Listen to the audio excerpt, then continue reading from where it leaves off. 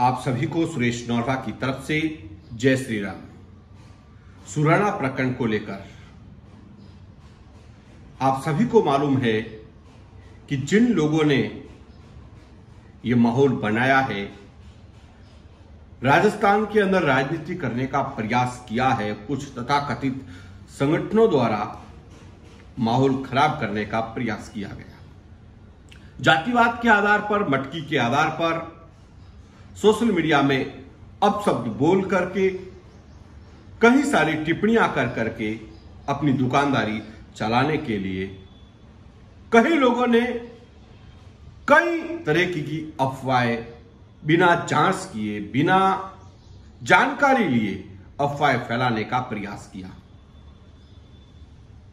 जब कल मैंने कहीं सारे 2-3 ऑडियो मेरे पास आए हैं, वो सुने कि तथाकथित संगठन द्वारा, जो हिंदू विरोधी मानसिकता वाला, देश में माहौल खराब करने वाला, ऐसे लोग इंद्र मेघवाल के पिता को फोन करके कह रहे हैं, उन पर दबाव बना रहे हैं। और मुझे ऐसा लगता है कि इस मामले में अगर निष्पक्ष जांच की जाए और यह मामला सीबीआई को हैंड ओवर कर दिया जाए तो सैल सिंह राजपूत निर्दोष साबित होगा। अगर पीड़ित परिवार के वहां जितने नेता गए, बस उनसे एक ही उन्होंने मांग की कि हमें मुआवजा दो और सरकारी नौकरी दो। मुआवजा और सरकारी नौकरी से क्या परिवार को न्याय मिल जाएगा? खास पीड़ित परिवार यह कहता कि इस प्रकरण की सीबीआई जांच करवा दो, तो साथियों बिल्कुल हमें विश्वास होता। और जितने नेता गए, मैं तो यह कहना चाहूंगा कि पीड़ित परिवार के, जो इंद्र मेघवाल के जितने भी परिजन हैं, उनकी कॉल डिटेल आप चेक करवा लीजिए।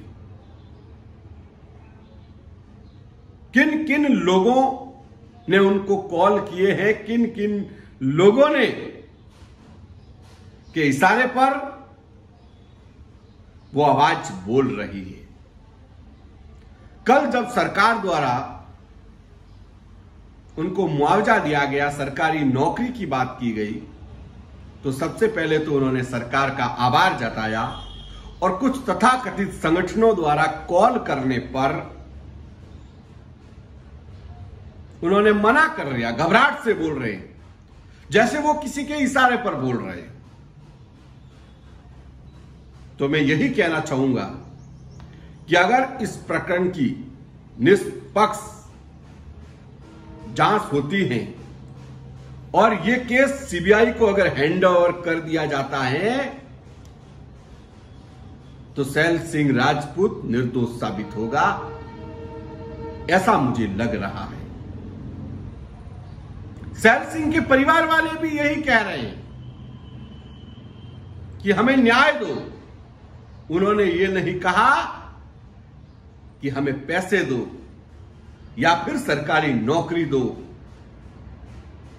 उनका परिवार एक ही बात कह रहा है कि हमें न्याय मिलना चाहिए, सैल सिंह राजपूत निर्दोष हैं, यह उनके परिवार का कहना है। क्या पूरी उस स्कूल के ऊपर सैल सिंह का परिवार निर्भर था? और कितना गरीब परिवार है, आप सभी देख सकते हैं। और अगर इस प्रकरण की सीबीआई जांच हो जाती है, तो मुझे यह लगता है कि सैल सिंह निर्दोष साबित होगा।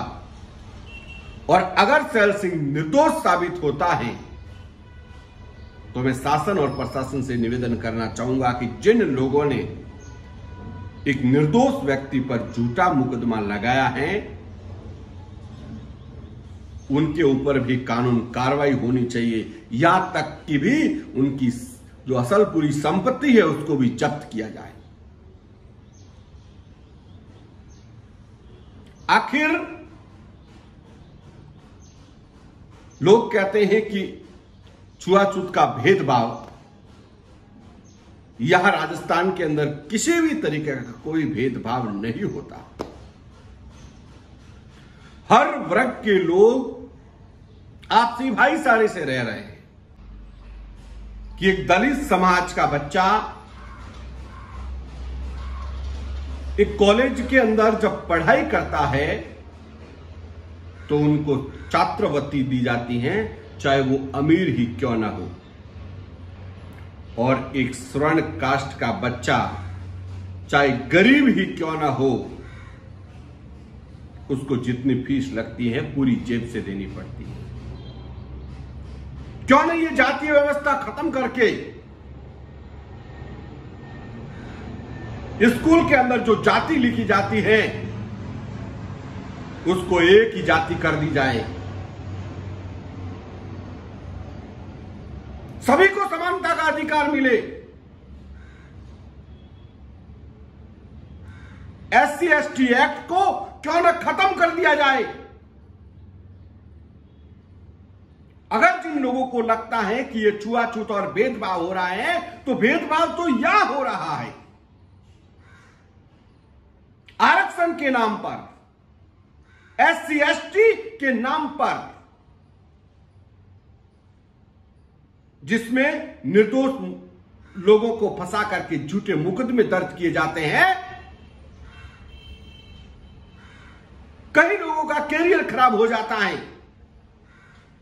क्या हिंदुस्तान में रहने वाले हर व्यक्ति को समानता का अधिकार नहीं मिलना चाहिए?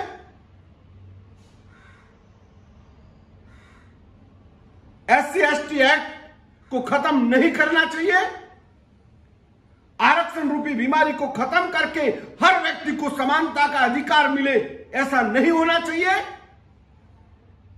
अगर होना चाहिए तो हम सबको मिलकर एक होकर के आवाज उठानी होगी। देश में रहने वाला हर व्यक्ति को, चाहे वो किसी भी जाति या धर्म से हो, उसको समानता का अधिकार मिलना चाहिए। और यह तभी मिलेगा जब इस देश से SC/ST एक्ट खत्म हो जाएगा, जब इस देश से आरक्षण खत्म हो जाएगा।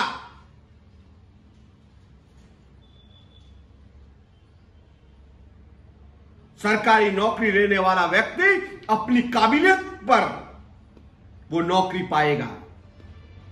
तो मैं यकीनन से कहता हूं, जिस दिन ये लागू हो गया, इस देश में आरक्षण खत्म हो गया और SC/ST एक्ट खत्म हो गया, उस दिन मैं आपको यकीनन से कहता हूं, काबिलियत वाले और टैलेंट वाले ही बच्चे हर जगह अफसरों में आपको दिखाई देंगे, इसमें कोई दो राय नहीं है।